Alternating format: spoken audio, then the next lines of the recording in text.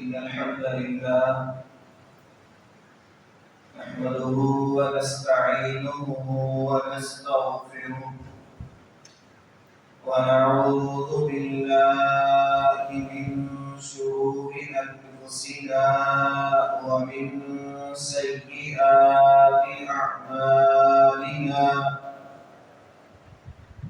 من يهده الله فلا مضل له ومن يضلله فلا هادي له وأشهد أن لا إله إلا الله وحده لا شريك له وأشهد أن محمدا عبده ورسوله اللهم صل على محمد وعلى آل محمد كما صليت على إبراهيم وعلى آل إبراهيم إنك حميد مجيد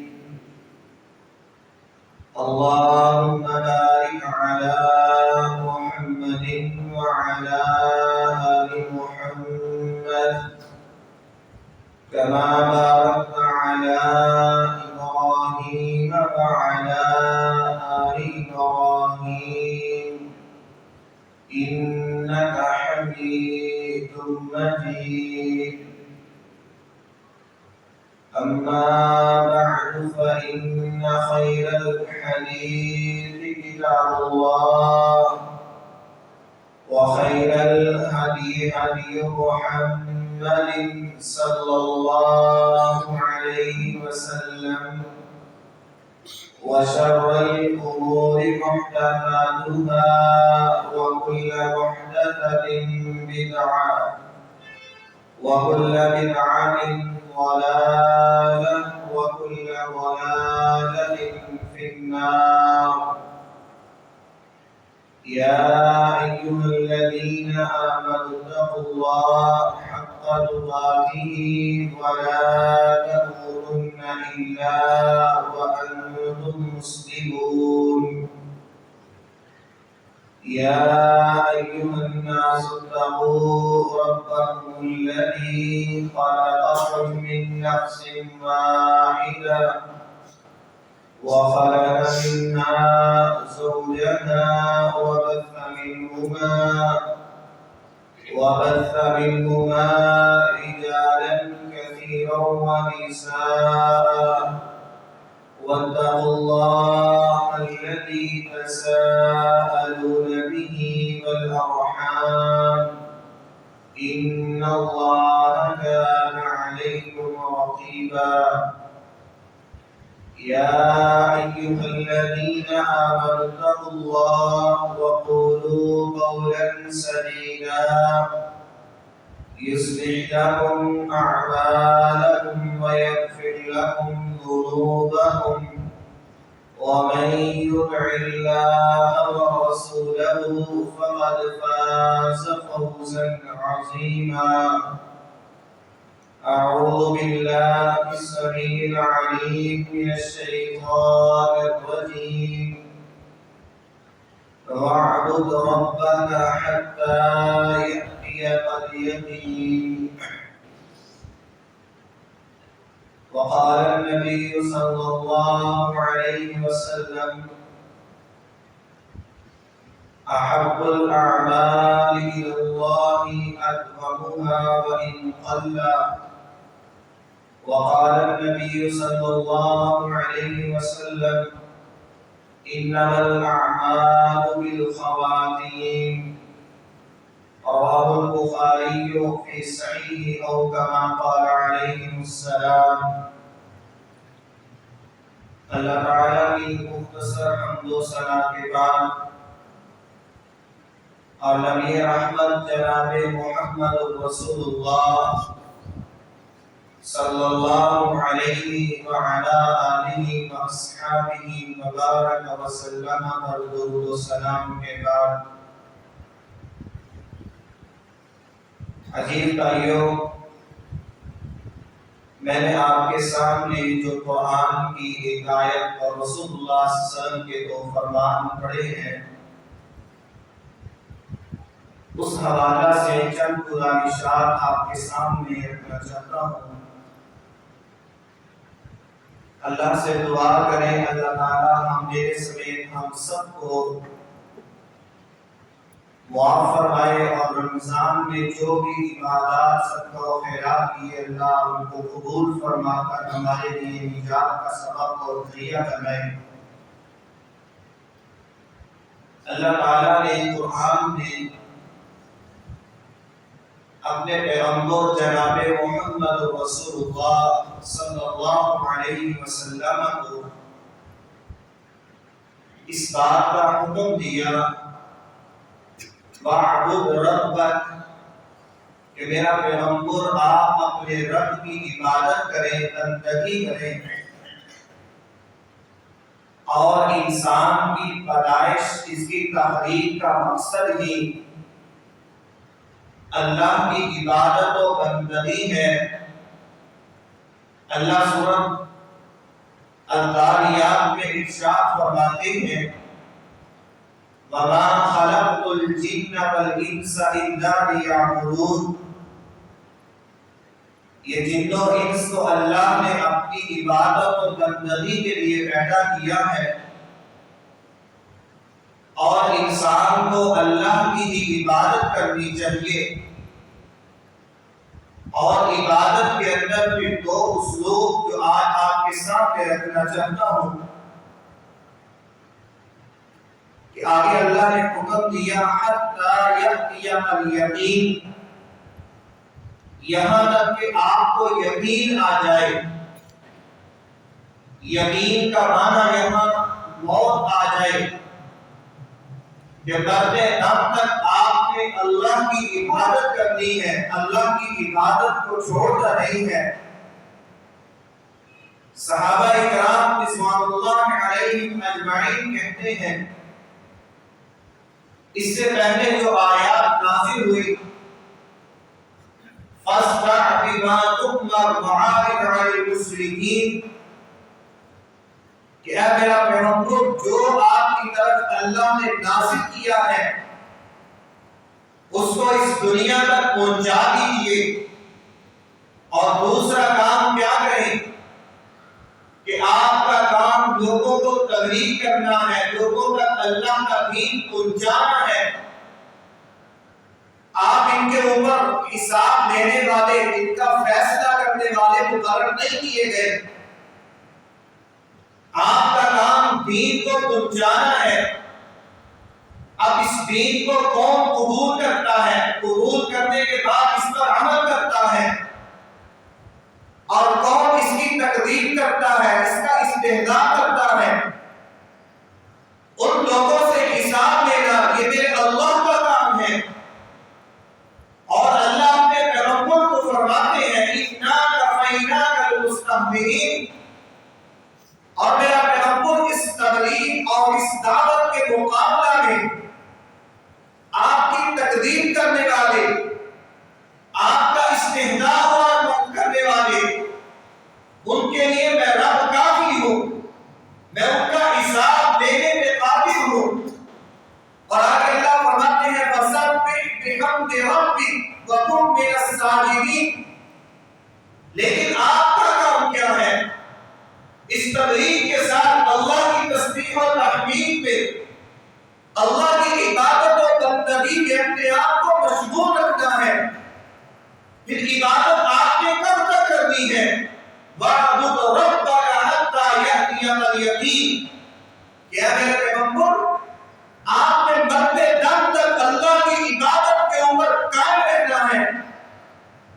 اللہ ارشاد فرماتے ہیں إِنَّ الَّذِينَ قَالُوا رَبُّنَا اللَّهُ ثُمَّ اسْتَقَامُوا، اللہ فرماتے ہیں جن لوگوں نے یہ کہا کہ ہمارا رب اللہ ہے، پھر اس کے اوپر انہوں نے استقامت اختیار کر لی، اس پر ہمیشگی اختیار کر لی۔ رسول اللہ صلی اللہ علیہ وسلم کے پاس ایک اسلام کے شرائع، عبادات، اسلامی تعلیمات، اس کے احکام، مسائل بہت زیادہ ہیں۔ آپ مجھے ایک بات بتا دیجئے جس کے اوپر میں ہمیشہ اختیار کروں، میرا اللہ مجھ سے راضی ہو جائے، میرا اللہ مجھے اس کے بدلے میں جنت عطا کر دے، میرا رب مجھے اپنی رحمت کا مستحق بنا لے۔ کوئی ایک بات بتا دیجئے۔ آپ نے فرمایا قل، فرمایا ربی اللہ، کہ آپ کہو میرا رب اللہ ہے، ثم استقم، پھر آپ نے اس کے اوپر استقامت اختیار کرنی ہے۔ یہ ساری آیات، ان احادیث کا مطلب کیا ہے؟ کہ ہمیں آج حقیقی مسلمان بننا ہے، رسمی مسلمان نہیں بننا۔ ہمیں آج ایک ایسا مسلمان بننا ہے کہ جس طرح اللہ نے اپنے پیغمبر کو کہا تھا قل ان صلاتی و نسکی و محیای و مماتی، کہ میری زندگی موت، میری ساری عبادات اللہ کے لیے ہے، اور حیات کے اندر کوئی ایک دن یا ایک مہینہ نہیں ہوتا۔ آج ہم رسمی مسلمان بن چکے کہ رمضان کا مہینہ آیا، مساجد نمازوں سے بھر گئی، رمضان کا مہینہ آیا، لوگوں کے رخ مساجد کی طرف ہو گئے، اپنے معاملات کو سمیٹتے ہوئے اللہ کی عبادت و بندگی میں مشغول ہو گئے، قرآن کی تلاوت کے اندر بڑی کوشش کرنے لگے۔ یہ رسمی مسلمان، رمضان کا مہینہ ختم ہونے کی دیر ہے، مساجد اسی طرح ویران ہو گئی، صفیں اس طرح خالی ہو گئی نمازیوں سے۔ یہ رسمی مسلمان، اللہ کو ایسے مسلمان پسند نہیں ہے۔ معاف کیجئے گا، آج یہ حقیقت سمجھ لیے رسول اللہ صلی اللہ علیہ وسلم کا عمل کیسا ہوتا تھا۔ سیدنا عائشہ رضی اللہ تعالی عنہا کہتی ہے کہ نبی کائنات علیہ السلام جب کوئی عمل شروع کرتے پھر اس عمل کے اوپر ہمیشہ اختیار کرتے، اور آپ اپنے صحابہ کرام کو، اپنے ماننے والوں کو یہ تلقین کیا کرتے تھے کہ احب الاعمال الی اللہ، لوگوں اللہ کی ہاں محبوب ترین عمل، پسندیدہ ترین عمل کون سے ہیں؟ فرمایا وہ اعمال ہیں، فرمایا ادومھا وانقلا، کہ انسان کو اعمال کے اوپر ہمیشہ اختیار کرتا ہو، اعمال کے اندر تسلسل ہو، اعمال کے اندر انسان جو ہے پوری کوشش کرنے والا ہو۔ دن میں نماز ایک پڑھ لی، دو چھوڑ دی، دوسرے دن 3 پڑھ لی، 4 چھوڑ دی، یہ سارے طریقے کار جو ہیں نمازوں کے اندر اس طرح کی غفلت، اور رمضان کا مہینہ آیا، قرآن کی تلاوت بھی کثرت سے ہے، ساری عبادات کے اندر بڑی کوششیں ہیں، لیکن پورا سال مسجد سے دور، فرائض سے دور، قرآن سے دور۔ فرمایا ایسا مسلمان نہیں بننا چاہیے۔ اور صحابہ کرام رضوان اللہ علیہم اجمعین اعمال کے اندر کتنی ہمیشہ کرنے والے تھے کہ سیدنا اسماء رضی اللہ تعالی عنہا رسول اللہ صلی اللہ علیہ وسلم کی یہ بہت ہی ایک ایسی صحابیہ ہے کہ جنہوں نے اسلام کے لیے بڑی کوششیں کی ہیں، بڑی خدمات سے انجام دی ہے۔ سیدنا اسماء رضی اللہ تعالی عنہا کہتی ہیں میں نے رسول اللہ صلی اللہ علیہ وسلم سے یہ فرمان سنا کہ آپ نے فرمایا دن اور رات کے اندر جو بندہ 12 رکعات پڑھے گا، 2 فجر کی سنتے، 4 ظہر سے پہلے، 2 ظہر کے بعد، 2 مغرب کے بعد، 2 عشاء کے بعد، فرمایا کل یہ 12 رکعات جو بندہ دن اور رات کے اندر ان کے اوپر ہمیشہ کرے گا، فرمایا اللہ اس کے لیے جنت کے اندر ایک محل بنائیں گے۔ اب سیدنا اسماء رضی اللہ تعالی عنہا حدیث سننے کی دیر ہے، رسول اللہ صلی اللہ علیہ وسلم کا فرمان سننے کی دیر ہے، ان کے الفاظ کیا ہیں، ان کی زندگی کے آخری الفاظ کیا ہیں؟ جب سے میں نے رسول اللہ صلی اللہ علیہ وسلم سے یہ فرمان سنا بھی وہ 12 رکعات چھوڑی ہوئی ہیں۔ اس طرح اعمال کے اوپر ہمیشگی اور اس طرح عبادات کے اندر پابندی، اور اللہ نے مسلمانوں کو، ایمان والوں کو خطاب کرتے ہوئے فرمایا تھا، فرمایا یا ایھا الذین آمنوا اتقوا اللہ حق تقاته ولا تموتن الا وانتم مسلمون۔ اے ایمان والو، اللہ سے ڈر جاؤ جس طرح اس سے ڈرنے کا حق ہے۔ فرمایا تم ایسے نہ بن جاؤ۔ فرمایا کیا تم نے ڈرنا بھی کس طرح ہے؟ فرمایا اس کے اندر وَلَا تَمُوتُنَّ إِلَّا وَأَنْتُمْ مُسْلِمُونَ، مرتے دم تک تم نے مسلمان رہنا ہے۔ اپنے انجام کی فکر کرنی ہے کہ ہمارا جو خاتمہ ہے وہ کس چیز کے اوپر ہو رہا ہے، کہ زندگی بھر ہم بڑے اچھے اچھے اعمال کرتے رہے، نمازوں کے اوپر ہمیشگی کرتے رہے، لیکن ہمارا اہتمام کس پہ ہو رہا ہے؟ امام ابن تیمیہ رحمہ اللہ سے کوئی شخص آیا، آ کے سوال کرتا ہے کہ میں حج سے واپس آیا ہوں اور حج کے بارے میں اللہ نے رسول اللہ صلی اللہ علیہ وسلم کے ذریعے فرمایا ہے کہ جو بندہ حج اس طرح کرتا ہے کہ فلا رفث ولا فسوق ولا جدال، فرمایا نہ وہ حج کے اندر کوئی نافرمانی کرتا ہے، نہ کوئی فسق و فجور کرتا ہے، نہ کوئی لڑائی جھگڑا کرتا ہے، بلکہ حج کرتا ہے پورے اخلاص کے ساتھ، اللہ کا حکم سمجھتے ہوئے، عاجزی انکساری کے ساتھ اور اپنے دل کے حلال کو اپناتے ہوئے، یہ حج مبرور ہے۔ فرمایا حج مبرور کی جزا یہ ہے کہ اللہ اس کو جنت عطا کر دے گا۔ حج مبرور کی جزا یہ ہے کہ اللہ اس بندے کو گناہوں سے ایسے پاک کر دے گا جیسے آج ہی وہ اپنی ماں کے گھر میں پیدا ہوا ہے۔ جس طرح ایک بچہ پیدا ہوتا ہے اس کے اوپر کوئی گناہ نہیں ہوتے، حج کی وجہ سے اللہ اسی طرح اس بندے کو پاک کر دے گا۔ وہ شخص پوچھتا ہے امام ابن تیمیہ رحمہ اللہ سے، اتنی بڑی جزا ہے لیکن مجھے یہ کیسے پتا چلے گا کہ میرا یہ حج قبول ہوا ہے کہ نہیں ہوا، یہ میرا حج قبول ہوا ہے کہ نہیں ہوا؟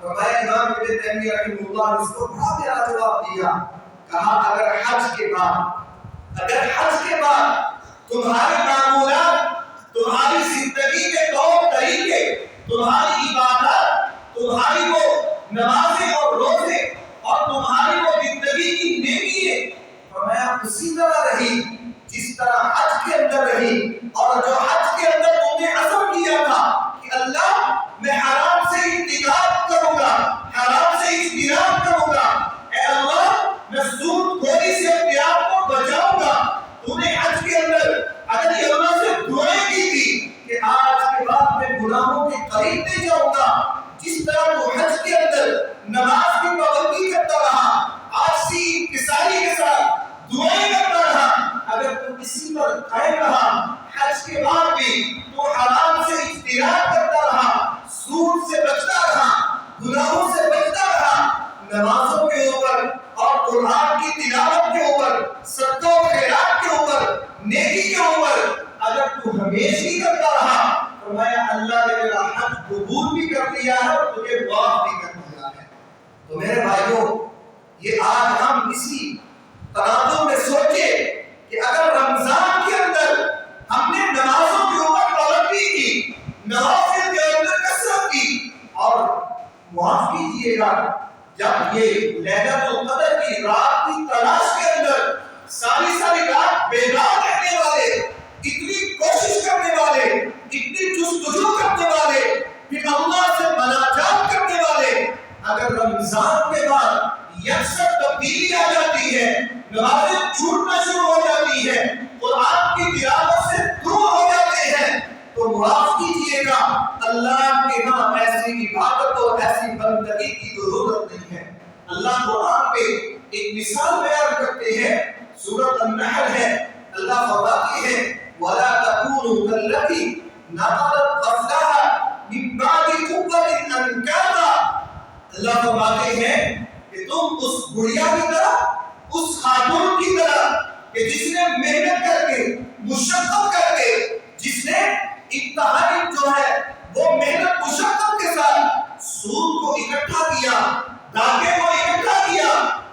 دھاگے کو ملا کے اس کو مضبوطی کے ساتھ باندھتی ہے، ساری محنت کرتی ہے، مشقت کرتی ہے، دھاگے کو اکٹھا کرنے میں، اس کو کاٹنے میں ساری محنتیں کرتی ہے۔ جب وہ تیار ہو جاتا ہے تو خود ہی اس کے ٹکڑے ٹکڑے کر دیتی ہے، اس کو بکھیر دیتی ہے۔ تو بتلاؤ اس کی محنت کا اس کو کوئی فائدہ ہوگا؟ اس کی وہ ساری کوششوں کا اس کو کوئی نتیجہ ملے گا؟ اسی طرح یہ مسلمان ہے، یہ عبادتیں کرتا رہے، یہ اللہ کی بندگی میں مشغول رہے، لیکن اس کا اختتام کس میں ہو، اس کا انجام کس میں ہو؟ اللہ کی نافرمانی پہ۔ رسول اللہ صلی اللہ علیہ وسلم نے یہ بات ارشاد فرمائی، فرمایا انما الاعمال بالخواتیم۔ لوگوں یاد رکھو، انسان کے اعمال کی کامیابی اور اس کی کامرانی کا دارومدار اس کے خاتمے کے اوپر ہے۔ اب ہمیشہ کے اندر وَاعْبُدْ رَبَّكَ حَتَّى يَأْتِيَكَ الْيَقِينُ کہ ہمیں اپنے رب کی عبادت مرتے دم تک کرنی چاہیے، اور سب سے بڑی فکر جو ہونی چاہیے کہ انسان کو ہمیشہ اللہ سے دعا کرتے رہنا چاہیے کہ اللہ مجھے زندگی پر نیکی کے اوپر، ایمان کے اوپر، اسلام کے اوپر قائم رکھنا، کہ میرا خاتمہ جو ہے وہ نافرمانی اور ناشکری اور کفر کے اوپر نہ ہو۔ رسول اللہ صلی اللہ علیہ وسلم کے دور میں یہ سہل بن سعد رضی اللہ تعالیٰ بیان کرتے ہیں کہ غزوہ احد کے موقع کے اوپر رسول اللہ صلی اللہ علیہ وسلم کے پاس ایک کافر آیا اور اس نے یہ کہا کہ میں آپ کے ساتھ جنگ کرنا چاہتا ہوں، میں بھی لڑائی کے اندر شریک ہونا چاہتا ہوں۔ نبی کائنات علیہ السلام نے اس سے مدد لینا، کافر کو اپنے ساتھ جہاد کے اندر شامل کرنا، اس کو ناپسند کیا اور اس کو اپنے ساتھ شامل نہیں کیا۔ تو رسول اللہ صلی اللہ علیہ وسلم جب رخصت ہو گئے، نکل گئے وہاں سے، تو بعد میں اس شخص نے اپنے اسلحہ سے لیس ہوا، اپنی تلوار کو وہ لیتا ہے اور وہ اپنے گھوڑے کے اوپر سوار ہوتا ہے۔ پہلے وہ توحید کا اقرار کرتا ہے، اسلام قبول کرتا ہے، اسلام قبول کرنے کے بعد میدان جنگ میں اترتا ہے، جہاد کرتا ہے، جہاد کرتا کرتا شہید ہو جاتا ہے۔ بعد میں آگے صحابہ اکرام یہ اسیرت جو شخص تھا، اس کے بارے میں بیان کرتے ہیں، اس سے قبیلے والے تلاش کرتے ہیں اور اس کو میدان جہاد کے اندر وہ مقتول کرتے ہیں، شہید کرتے ہیں۔ رسول اللہ صلی اللہ علیہ وسلم سے لوگ کہتے ہیں اللہ کے رسول جب یہ جنگ میں اترا تھا تو اس نے لا الہ الا اللہ کا اقرار کیا تھا، اس نے اسلام کو قبول کر لیا تھا۔ پھر آپ نے فرمایا کہ اس بندے نے زندگی پر نہ کوئی روزہ رکھا، نہ کوئی سجدہ کیا، نہ کوئی نماز پڑھی ہے، لیکن اس کے اعمال کا اختتام جو ہے وہ اسلام اور ایمان کے اوپر ہوا ہے، اس لیے یہ بندہ اللہ کی جنت میں پہنچ چکا ہے۔ لیکن دوسری طرف ایک جنگ کے اندر صحابی رسول ہے، رسول اللہ صلی اللہ علیہ وسلم کی رفاقت میں جہاد کے لیے اترتا ہے، لیکن جہاد کے اندر زخم اتنے پہنچتے ہیں کہ زخموں کو برداشت نہیں کر پاتا، اپنی تلوار کو زمین کے اوپر رکھتا ہے اور زمین کے اوپر رکھنے کے بعد خود کو اس کے اوپر ڈال دیتا ہے اور خود کو وہ قتل کر دیتا ہے، خودکشی کر دیتا ہے۔ آپ اس کے بعد میں وعید سناتے ہیں کہ یہ بندہ اللہ کے عذاب کا مستحق ہوگا، جہنم میں جائے گا، وہ ساری زندگی کے اعمال غارت چلے گئے، ضائع ہو گئے۔ بنیاد کس بات پہ ہے؟ انما الاعمال بالخواتیم۔ لوگوں تمہارے نامے اعمال کا اختتام کس کے اوپر ہے؟ اگر میرے بھائیو رمضان کا اختتام ہوا، بے حیائی کے اوپر، رمضان کا اختتام ہوا، نماز کو چھوڑنے کے اوپر، نماز ہمارے رمضان کا اختتام ہوا، مساجد سے دور ہونے کے اوپر، تو معاف کیجئے گا کہیں وہ رمضان کی ساری عبادات محنتیں اللہ کے سامنے ضائع نہیں ہو گئی۔ ہمیں اس کے اوپر فکر کرنی چاہیے۔ امام سفیان ثوری رحمہ اللہ، امام سفیان ثوری رحمہ اللہ، امام ابن قیم رحمہ اللہ بیان کرتے ہیں کہ ایک رات مسجد میں بیٹھے ہوئے ساری رات زاروں کی طرح رو رہے ہیں، روتے روتے صبح ہو گئی۔ شاگرد آئے، آپ نے پوچھا استاد محترم کیا ہوا، کس بات میں رو رہے ہیں، کیا کوئی گناہ یاد آ گئے ہیں؟ زندگی کی غلطی یاد آ گئی ہے. اور امام سفیان ثوری رحمہ اللہ رئیس المحدثین ہیں. کہنے لگے نہ کوئی زندگی کے گناہ یاد آئے ہیں نہ کوئی غلطی یاد آئی ہے، صرف یہ بات یاد آ گئی کہ کہیں میرا انجام، میرا خاتمہ وہ ایمان سے، اسلام سے دور ہونے میں ہو گیا کہ شاید اللہ کے سامنے یہ سارے میرے اعمال ضائع ہو گئے. میں تو اس بات میں رو رہا ہوں اور میرا درد بھی یہ گناہوں سے ہلکی ہے. پھر زمین سے آپ ایک ٹکا اٹھاتے ہیں اور کہتے ہیں اللہ کے سامنے یہ گناہ اس سے بھی حقیر ہے.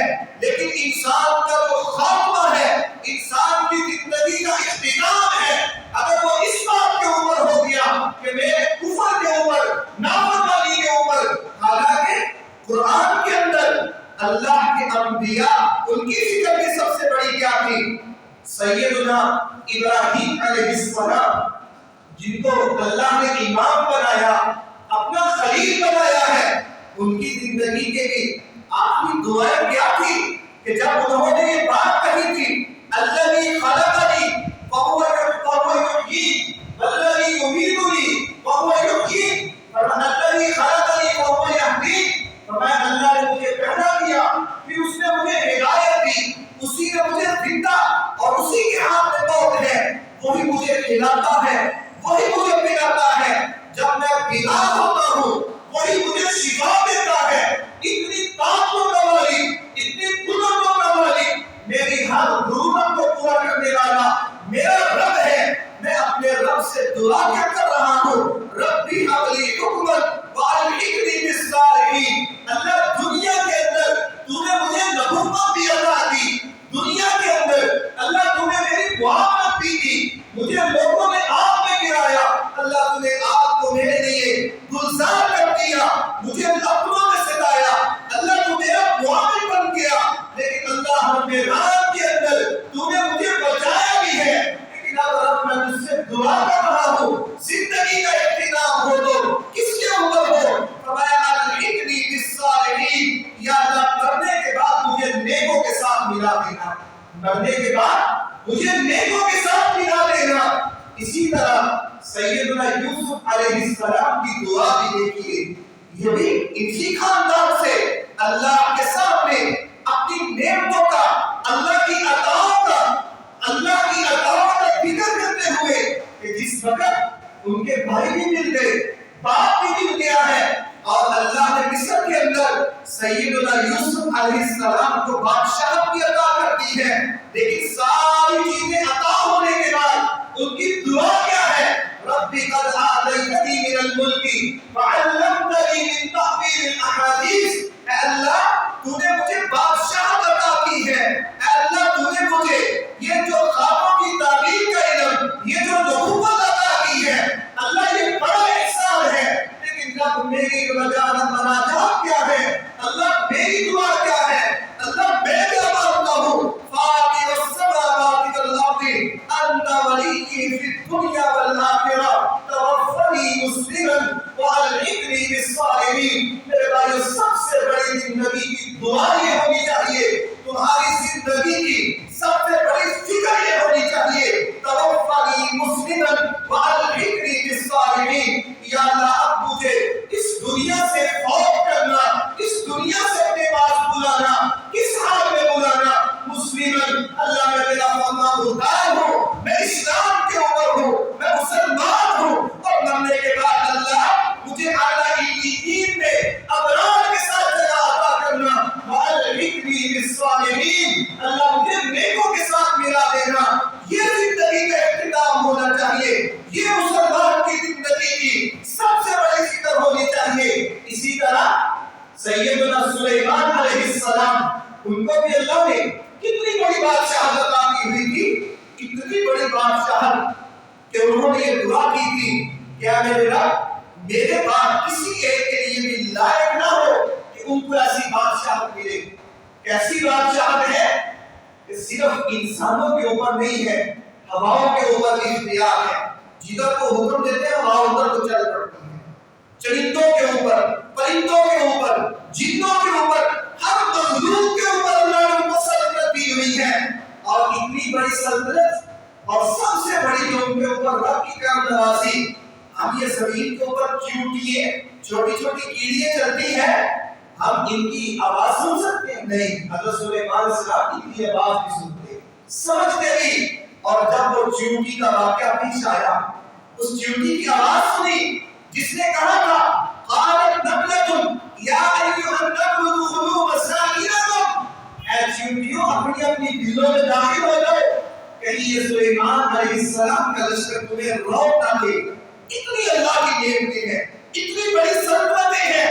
حضرت سلیمان علیہ السلام کی کیفیت کیا ہے, اس وقت دعا کیا ہے؟ فتبسم ضاحكا من قولها, اس کے اس بات سے مسکراتے ہیں, اور ہنسنے کے بعد مسکراہٹ کے بعد دعا کیا کرتے ہیں؟ ربی اوزعنی ان اشکر نعمتک التي انعمت علی وعلی والدی. آج میرے بھائیو دنیا کے اندر اللہ تمہیں اطمینان دے دے, اللہ تمہیں مال دے دے, اللہ تمہیں کسی شہرت کی بلندیوں پہ پہنچا دے, اللہ تمہارے اوپر احسان کرتے ہوئے تمہیں دنیا کے اندر بابا رزق دے دے, نعمتوں سے مالا مال کر دے, اس کے اوپر تم نے اترانا نہیں ہے, تکبر نہیں کرنا, اللہ کو بھول نہیں جانا, اللہ سے دور نہیں ہو جانا, کفر نافرمانی اور معصیت کا راستہ اختیار نہیں کرنا, بلکہ پیغمبر سلیمان کی بادشاہ دیکھو اللہ کی اس نعمت کو یاد کرتے ہیں کہ اللہ اتنی نعمتیں, اتنی بڑی سلطنت دی ہوئی ہے, اور اللہ تمہیں مجھے اتنا بڑے اوپر کرم نوازی کی ہے.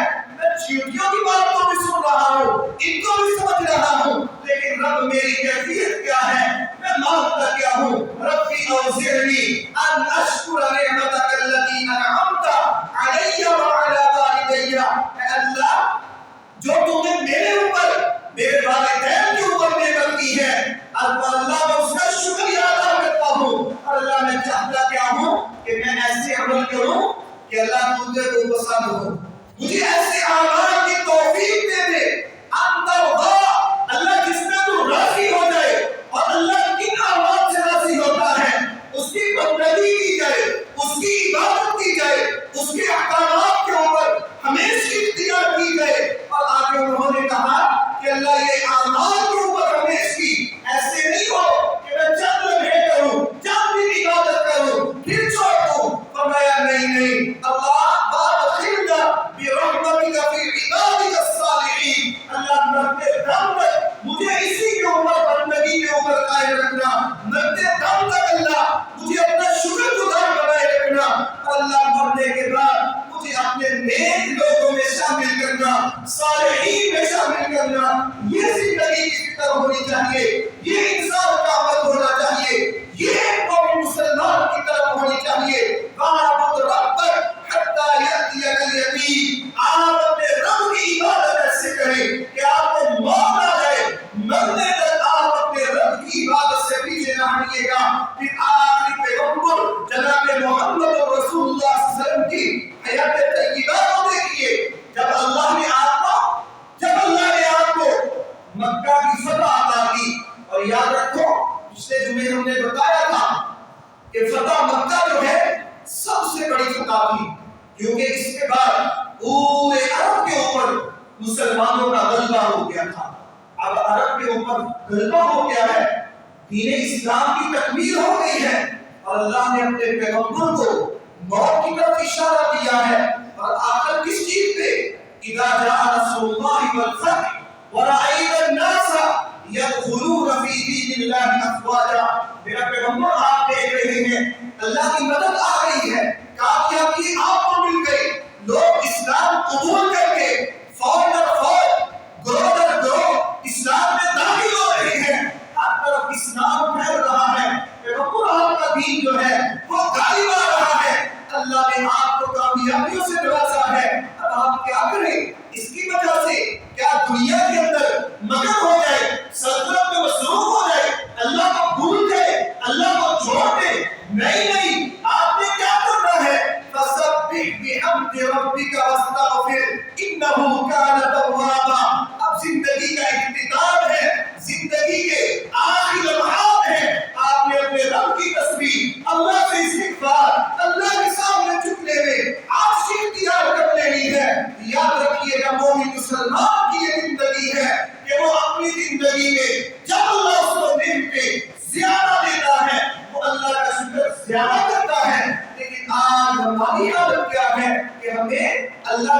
اتنے زیادہ بھی ہم ناشکری کے اوپر اتر آتے ہیں. وہ مشرکین مکہ کی طرف اطراتے ہوئے کہتے ہیں ہم مال میں زیادہ ہیں، اولاد میں زیادہ ہیں. اللہ کہتے ہیں ذرنی ومن خلقت وحیدا، چھوڑ دے میرے پیغمبر اس کو، ہم نے اس کو پیدا کیا ہے، ہم اس کو پکڑیں گے، ہم نے اس کو مال دیا تھا، ہم اس کی گرفت کریں گے. اس لیے میرے بھائیوں، ہماری زندگی کا یہ کوئی طریقہ نہیں ہے، یہ کوئی حقیقی مسلمان نہیں ہے کہ وہ اللہ کی عبادت کرے چند دنوں کو مخصوص کر کے، اللہ کی عبادت کرے چند لمحوں کو مخصوص کر کے، چند راتوں کو مخصوص کر کے. نہیں میرے مومن بھائیوں، مسلمان بھائیوں، اللہ کی عبادت بندگی مد دم تک کرتے رہنا چاہیے. اور انہی کے اوپر اعمال کا اختتام ہے. رسول اللہ صلی اللہ علیہ وسلم کی پھر زندگی کی آخری دعائیں کیا تھی؟ سیدنا عائشہ رضی اللہ عنہا کی وہ مبارک ہے، آپ کا سر ہے اس پہ پڑا ہوا ہے، بیماری کا عالم ہے، آپ اللہ سے کیا مانگ رہے ہیں؟ اللہم بالرفیق الاعلی، اللہ مجھے تیری رفاقت چاہیے. یہ زندگی کا اختتام ہونا چاہیے. پھر اسی طرح رسول اللہ صلی اللہ علیہ وسلم نے جو مومنوں کو جنازے کی دعائیں سکھلائی ہیں. میرے بھائیو، جنازہ میت کو دیکھ کر، قبر کو دیکھ کے بندے کو کچھ نہ کچھ تو بہت یاد آ جاتی ہے نا. اس وقت ہمیں دعاؤں کے اندر دو الفاظ یہ پڑھتے ہیں کہ نہیں، اللہم من احییتہ منا فاحیہ علی الاسلام ومن توفیتہ منا فتوفہ علی الایمان. اے اللہ ہمیں زندہ رکھنا اسلام کے اوپر، اور ہمیں اللہ فوت کرنا ایمان اور اسلام کے اوپر. کیا مطلب ہے کہ ایک مومن مسلمان کی زندگی جو ہے وہ مرتے دم تک اللہ کی عبادت و بندگی کے اوپر قائم رہنا چاہیے. یہ چند دن کا مسلمان، یہ رسمی مسلمان، یہ موسمی مسلمان ہمیں ایسا نہیں بننا چاہیے. اللہ ہم سب کے اعمال کی اصلاح فرمائے. اللہ ہمیں اسلام کے اوپر ہمیشہ اختیار کرنے کی توفیق عطا فرمائے. وقول قولی ھذا استغفر اللہ لي ولکم اجمعین.